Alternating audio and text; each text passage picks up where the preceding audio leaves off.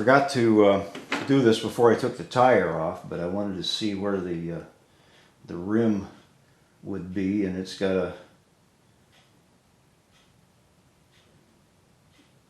heavy spot in it too, so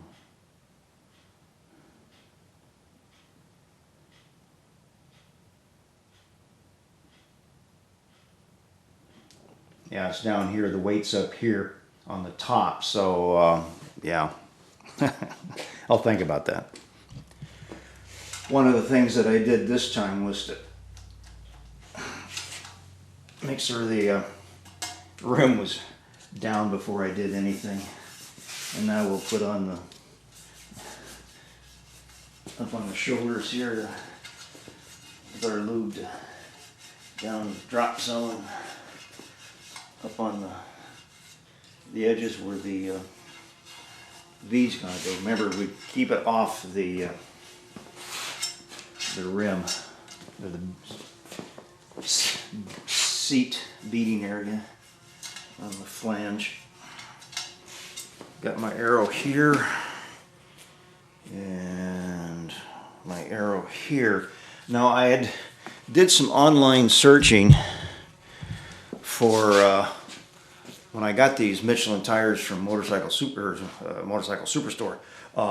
There was no spot, which you normally would have on a tire to say that's the heavy spot, and to put it over by the usually on the valve stem. Michelin doesn't have one. I went to their website and they said they don't need one because they're supposedly the tires are well balanced. But I did find one reference. Somebody said that their mounter always used the barcode as a reference point, so I'll go ahead and use that as my reference point too. And there we go. And it goes this way. Okay. Let me do some tire lubing. We'll be doing the edges, the inside edge and the face edge, so I can slide it on. I've got my tire lubed up around here. I've got it pretty much pushed. Come on.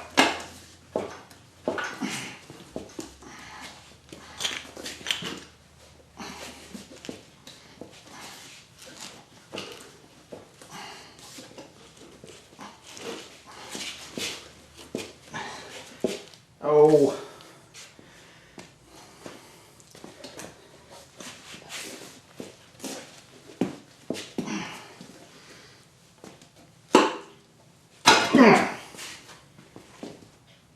Okay, I think I've got this figured out. I think also when I take this down and put it away, when I get done, I'm going to take the big arm off and put on the other one. I find it's much easier to be able to go around the circle and not have to run into this thing all the time. So, got a little bit of lube along in here and around there to get the yellow thing over here, so now I'll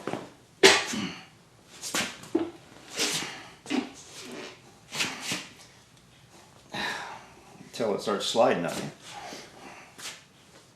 And let's see if we can get this. There we go. Aha! Hallelujah. Okay. If I was going to do these all day long, or if I had more of these things lined up to do, they'll all get better. I'll probably forget everything I learned the next time I have to do this. So let me put some air on it and we'll go back to the balancing machine.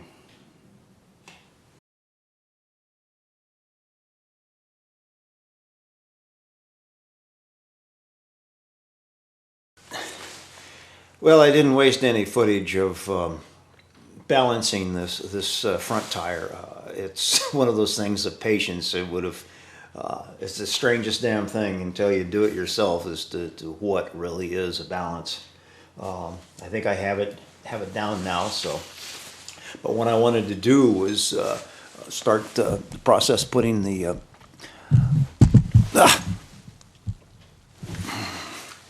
wheel back on, and it shows this is the little spacer on the left hand side of the wheel, and it shows grease, putting some lithium race grease in here to fill in the inside of this oil seal.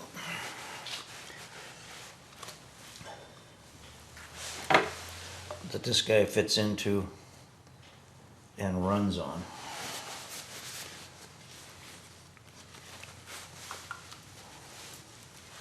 Okay.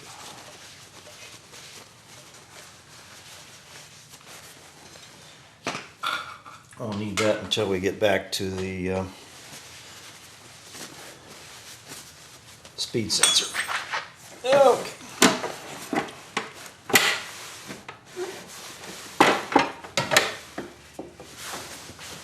Which I should probably go over and get ready on the other side. One of the things I want to do too is to get a rag in here and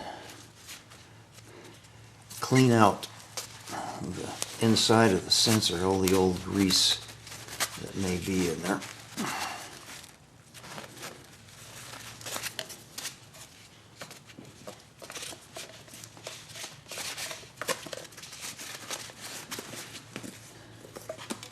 Okay, it looks like it's got most of it.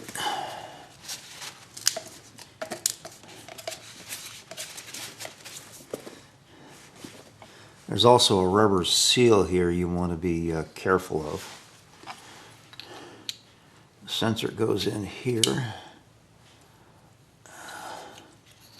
So we're going to need to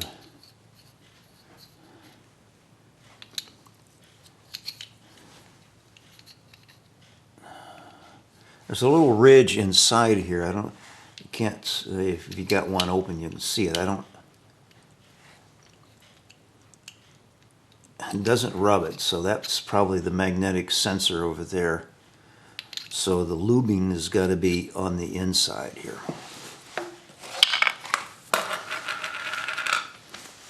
So get our race grease out.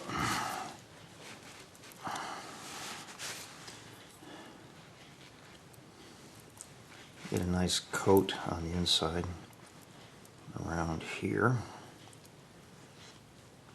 And I might put a little bit on the outside too.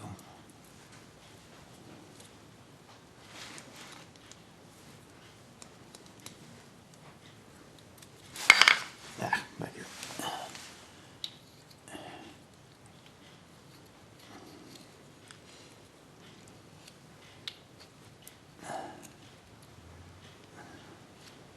Guess you want to probably put a little bit on the outside to push the sensor in on. Okay, reinstalling this thing, you got the two little projections here, and you got two little tabs on the wheel. They really can't fit them in. You just have to be certain that these tabs are someplace where they'll go in, so then the wheel lugs will come around and grab them and pull them around. The thing you do want to be certain of, that there's a gap or a notch right in here that goes up on a projection on the lower end of the tube.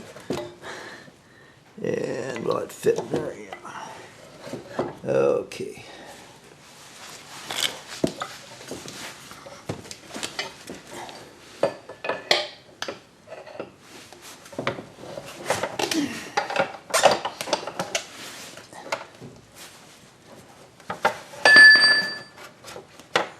Get the projection in there. There we go.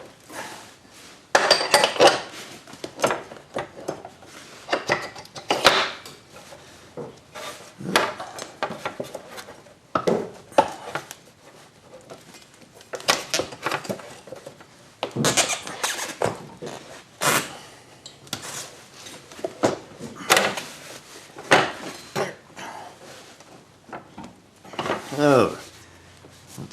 Oh.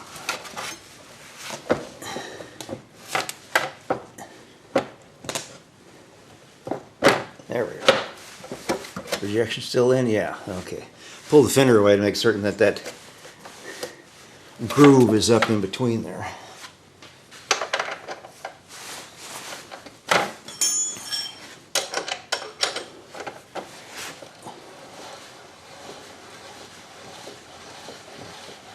Start screwing it in.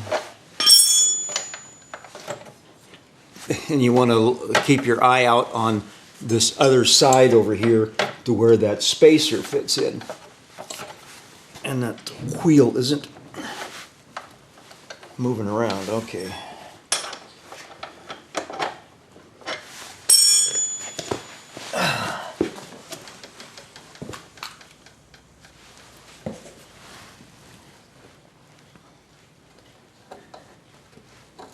And that little guy goes on the outside. Yeah, cool. Okay. Put some bolts back in. I'm going to tighten up everything when the front wheel's on the ground again. Now we'll set all of the torques on all these things. Got the front wheel back on the ground again. And this is 52 pounds up here.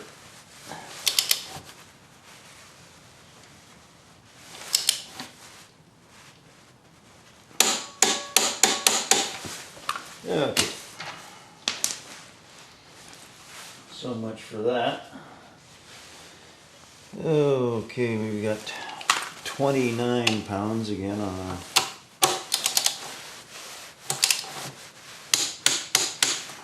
caliper bolts here.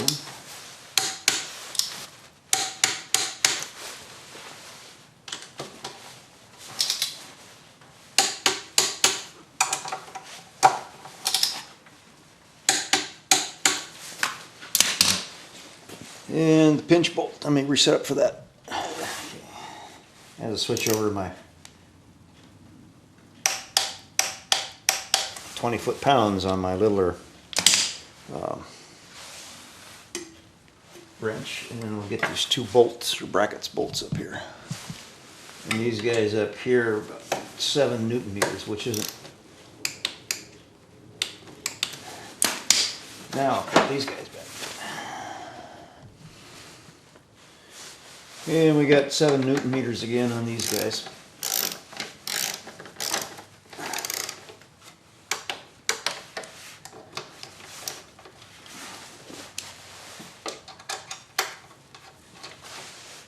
Yep.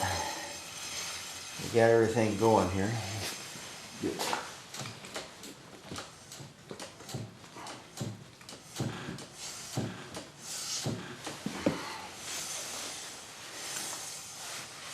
No sponginess. Well, we finished putting on the tires. Got them done. Some experience. It really wasn't. Took me more time setting up the video camera, I think, than actually doing the job. So for all you people that are worried about not being able to do this, it's something you can do. No problem at all. Having a machine and 2 tires of experience, it's doable. You know, the cost of the machine now, I got 4 more changes and I'll be break even. It would have been less if I would have got just the basic machine with the 3 arms, and I may convert that back. I don't know yet. The big arm, I don't know if that's for if you're just doing it on your own shop, on your own bikes. I don't think it's worth the extra investment. The balancer, yes, but not the big arm. So, see, what was I going to do? Oh, yes. We'll come back not too long from now with my my new tool. Got my T-Max Club Italia logo on it, and we'll be taking the variator off and the driven pulley too, so see what's inside. So until then, it's Big Wheel Turning out.